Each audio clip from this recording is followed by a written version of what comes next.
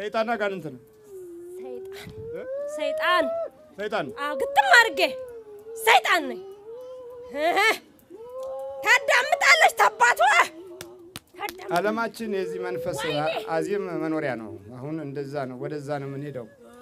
እድገታችን፣ ቴክኖሎጂያችን ይሄ ሁሉ ምልክቶች ያሉበት ነው። ወደፊት ሞባይሎችም ሁሉ በዚሁ አይነት አካሄድ በመጀመሪያ ደብቀው ከዛ በኋላ ደግሞ ጫማህም ፓንትም ከኔተራውም ምኑም ይሄንኑ የሚያመለክቱ ናቸው። አይነ ጥላ ይመቸዋል። የመቃብር መንፈስ ነው ያዘህ፣ ትደነዝዛለህ። ዩኒቨርሲቲ ተቋምም ሁሉም እነዚህ ምልክቶች ያሉበት ይሆናል። ራሱ ገና በደንብ በቃ እንደዚህ ነው። እሺ አሁን በልቶሎ ተንበርከክ ወጥና ውጣ። ሰይጣን አጋንንት ነው።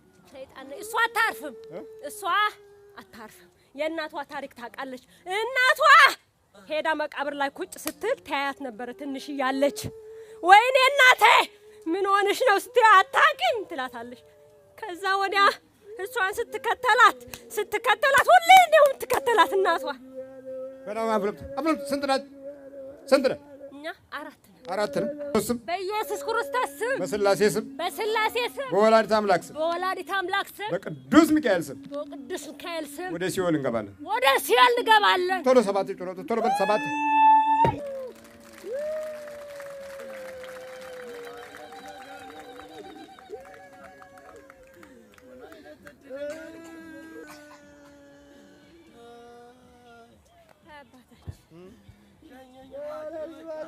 ይሄን ወደዋለሁ አለ እኮ ተነሽ።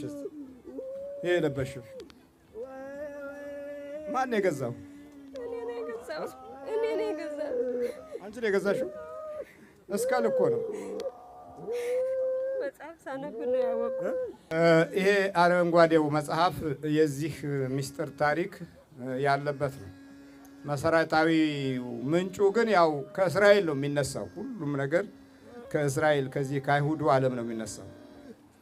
ይሄ ቦኑም ምኑም ኢሉሚናቲውም ባፎሜቱም እስከሌንድ ቦኑም ሰክሬት ሶሳይቲውም ምስጢራዊ ህብረተሰቦች የሚባሉ አሉ።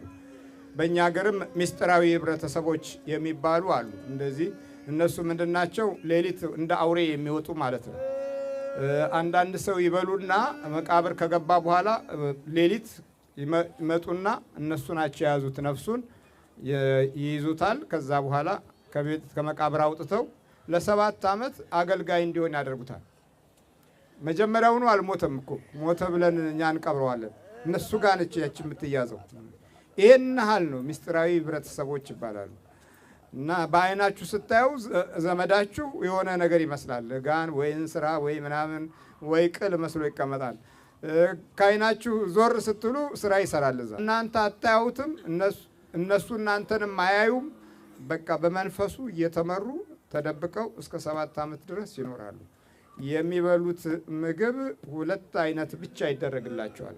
ከመቃብር ያወጧቸው ማለት ነው።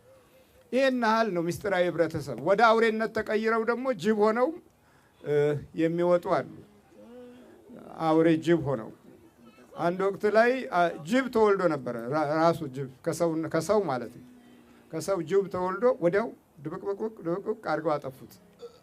ገንዘብም ምንም ከፋፍለው ማለት ነው። ሰው ይወለዳል ብሎ ሲጠበቅ ጅብ ነው የተወለደው። እና እንደዚህ ነው ምስጢራዊ ህብረተሰቦች ሰክሬት ሶሳይቲ እያሉ ደግሞ በእነዚህኞቹ በነጮቹ ዓለም የሚያወጧቸው ሰዎች አሉ። እና ይሄ በዩኒቨርሲቲ ስትማር መንፈስን ዝም ብለው አንተን በድን የሚያረጉበት ትምህርትም አንዱ ለዚህ ነው።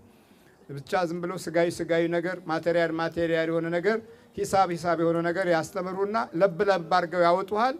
በዛው ብቻ እንድትሄድ ያደርጉሃል። እነሱ ግን ከጀርባቸው ኮተት አላቸው። እየሰማችሁ ነው? ከጀርባቸው ኃይለኛ የዲያብሎስ ልጆች ናቸው ከጀርባቸው። አንተ ከዚህ ምሁራኖች ናቸው ትላለህ። አይደሉም፣ ኮተታሞች ናቸው። እና በይበርቻ ያዞሽ በርቺ። ብዙ እንዲህ ነው የሚለው ሱዳን መተት ነው ይላል። ደግሞ ይመጣና አመመኝ፣ ፈለጠኝ፣ ነፋኝ፣ ወጠረኝ ይላል። ይመጣና ደግሞ ሲሳደብ ቆይቶ እኮ ነው ሲሳደብ ሲራገም ድራሹ ይጥፋ ሲል በጠበጠው ሲል መንፈሳችንን አወቀው ሲል ቆይና ፈለጠኝ እኮ መምህርዬ ይላል። ሁለት አፍ ነው ያለው። ሁለት አፍ ያለው አይደለም። እየሰማችሁ ነው? ሁለት አፍ ያለው ሰይፍ እንጂ ሁለት አፍ ያለው ሰው ሁለት አፍ ካለው አይደለም። እያሽሟጠጠ ቆይቶ ልጄን ወጋት አይነ ጥላ ይዟታል መሰለኝ ይላል።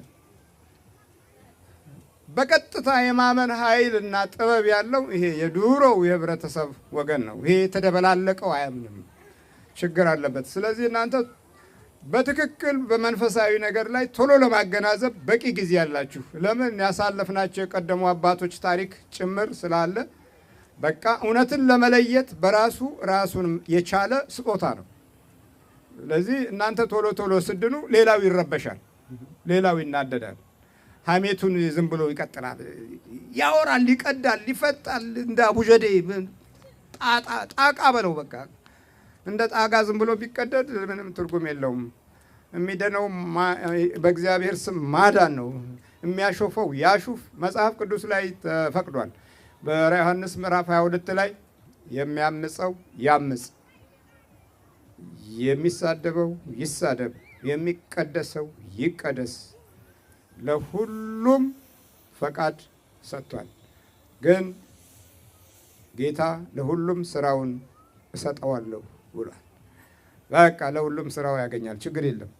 የዛሬው ስልጣን፣ የዛሬው ኩራት፣ የዛሬው ትልቅነት፣ የዛሬው አምባገነንነት፣ የዛሬው ምን ሞት ሲመጣ ባዶ ነው። የዛሬው ስርቆት፣ የዛሬው ሌብነት፣ የዛሬው መሳቅ፣ በሌላው ላይ መቀለድ ሞት ሲመጣ ያለቅሳሉ። አያመልጥም። ደግሞ ችግሩ ደግሞ ትልቁ ዳኛ ስላለ ያ ደግሞ ማን ነው? ሞት ነች። ሞት ዳኛ ናት። እሷ አትለይም፣ ሁሉንም ጥርቅ ታደርጋለች። እንደፈለገች ነው፣ አካሄዱን ታቀበታለች። እና እንደዛ ነው። ስለዚህ እኔን አንዳንዴ እንደውም አንተ ኤርትራዊ ነህ ትጠረጠራለህ ይሉኛል።